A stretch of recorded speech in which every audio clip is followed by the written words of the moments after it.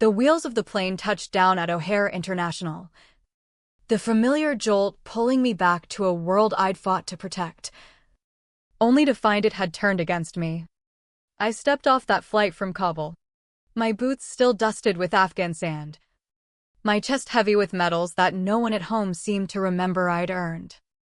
I'd survived roadside bombs and endless patrols, dreaming of the life waiting for me, marriage to the man I'd loved since college, a quiet house in the Chicago suburbs with my family cheering us on.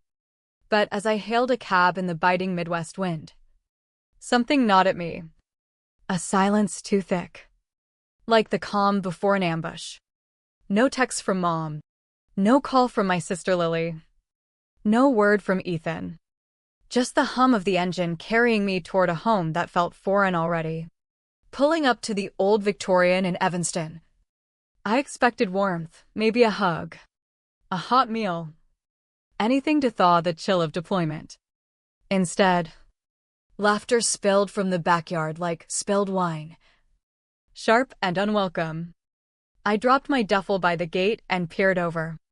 There was Lily, my golden-haired sister, the one everyone called the heart of the family, holding court amid a sea of pastel mood boards and champagne flutes.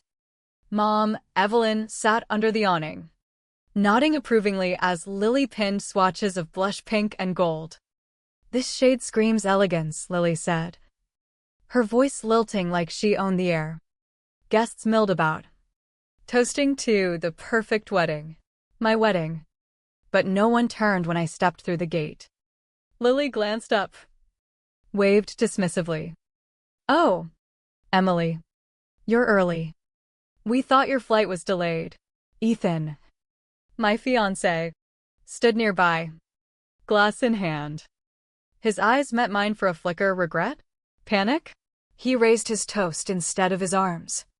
I stood there in my fatigues, the weight of 4 tours pressing down harder than ever. No one offered a chair. No one asked about the scars, the friends I'd lost, the nights I'd stared at the stars wondering if home was worth it.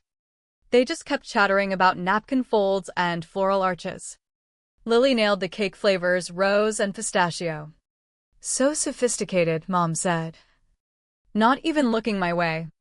I noticed a small box by the patio door, labeled Emily's medals, store carefully, as if they were props, not proof of survival. Inside, the house smelled of fresh paint and someone else's perfume. Lily had commandeered the guest room for Planning Central. Spread across the bed were glossy prints of engagement photos. Ethan in a tailored suit, arm around Lily's waist, her head on his shoulder. They looked too intimate, too rehearsed. One shot of me from an old Skype call, blurred and distant. My name on the invites, but my presence erased. That night, dinner unfolded like a scripted play on the patio. String lights twinkling overhead as if to mock the darkness settling in my gut. Lily queued up a slideshow, vineyard tastings, dress fittings, laughter in golden hour light, all featuring her and Ethan, with Mom beaming in the background. Relatives I'd barely seen in years raised glasses to Lily's unbreakable spirit. An uncle leaned in, whispering loud enough for the table. This wedding would have crumbled without her. I sat at the end, near the kitchen exit, fork pushing salmon around my plate. Ethan reached for my hand under the table once, his fingers brushed mine, then pulled back like I'd burned him. Back in my childhood room, I unpacked only my dress uniform, hanging it straight. Dad, Henry, gone 5 years now from cancer, had always said, "Silence isn't surrender, it's reconnaissance." I'd used that in the field. Now, it armored me against the ache of being replaced. The fan whirred above me as I lay staring at the ceiling, the lavender scent from Lily's sachets invading like an unwelcome guest. This wasn't just oversight, it was erasure.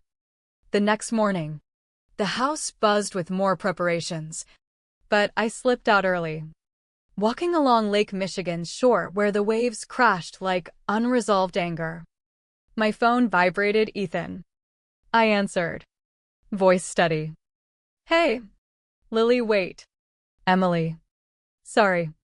Force of habit. The slip hung there. A confession wrapped in casualness. You've been calling her that? Silence.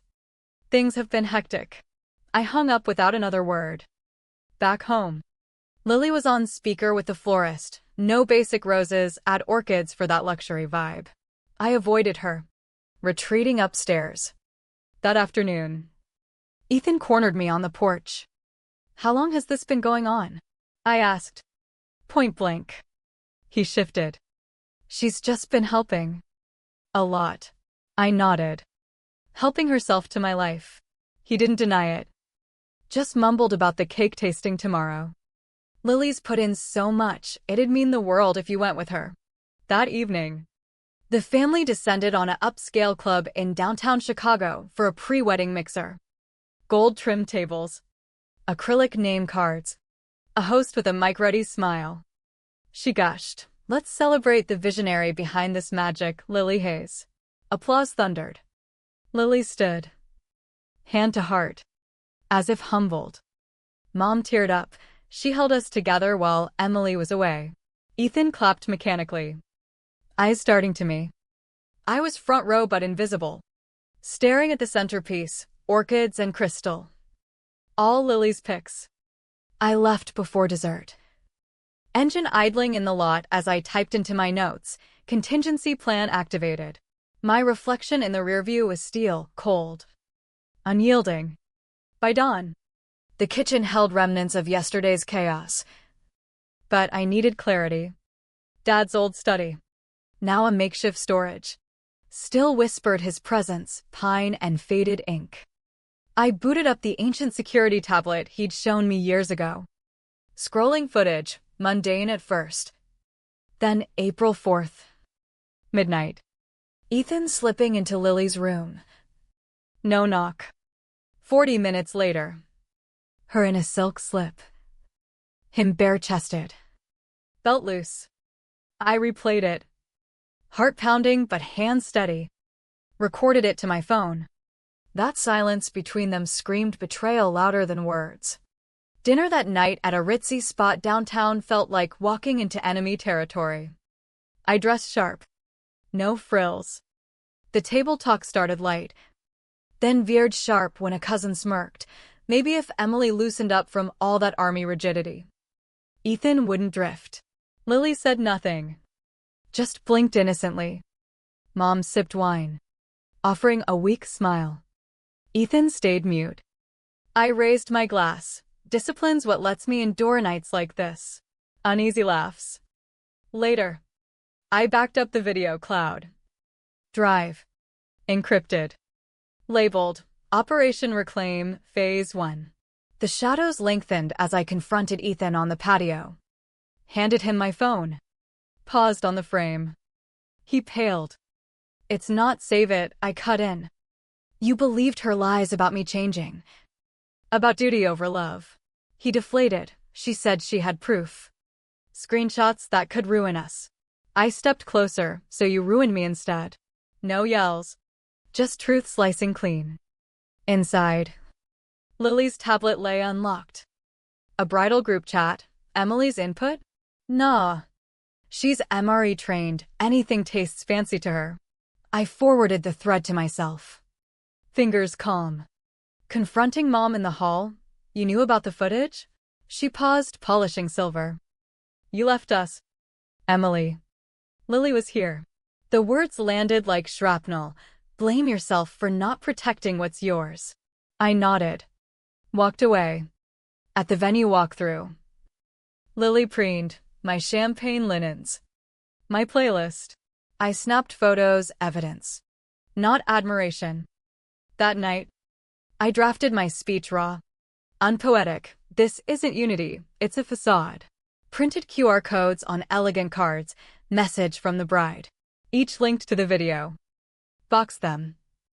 Locked away. The rehearsal dinner at a shimmering ballroom was peak performance. I arrived in uniform. Drawing stares. Lily beamed falsely. A legacy display. Photos of Hayes women. All Lily. None me. Mom shrugged, didn't want clutter. Then, her gift to Ethan, my engraved dog tags. Repackaged as hers. I toasted cryptically, to wars unseen. Slipped out. Envelopes ready for tomorrow. Wedding day at the historic chapel, guests arriving. Lily ethereal in ivory. I entered in full dress blues, gasps. The ceremony began. As vows loomed, the projector descended. The video played. Chaos erupted, murmurs. Phones out. Text overlay, vows broken before spoken. Lily screamed, fake. I stepped up, this ambush? It's the one you set for me. Walked out amid stunned silence. In the hall, Lily chased, you humiliated us. No. You did. At reception. She grabbed the mic. One reckless night, forgive me? Guests fled. Ethan cornered me. Our first date was with her. The night I deployed, he crumbled. I sent invoices to Lily, Bill the architect. Headlines exploded. Uniformed bride exposes betrayal. Forged license alert, nullified. An audio from a friend, Lily boasting. Stripped the soldier bare. Sponsors dropped her. Ethan's job suspended. I fielded offers but sought release. Not revenge's glow. Back at the house. Dad's letter, lead with clarity. End with dignity. Lily's room empty. Mom, did you hate me? No. Just unseen. I packed. Left the ring with a headline print. Walked to the base gate. Saluted the flag freedom in silence. Weeks later in Seattle. Coaching vets. A gala invite. Shared my story, not strength. Clarity. Voicemail, Lily's suit withdrawn. Mailed my unused speech, my worth wasn't yours to steal. At the memorial. Placed a coin, saluted alone. Wars end, truth endures.